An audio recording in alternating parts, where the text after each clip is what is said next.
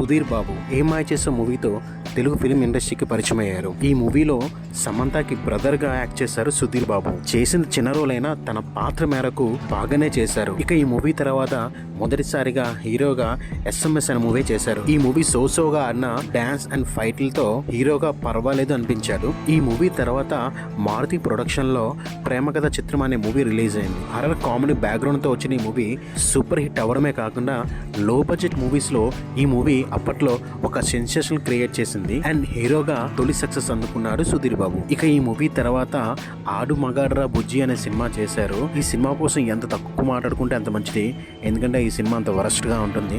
నాకు తెలిసి ఈ సినిమా చాలా మంది చూసి ఉండకపోవచ్చు.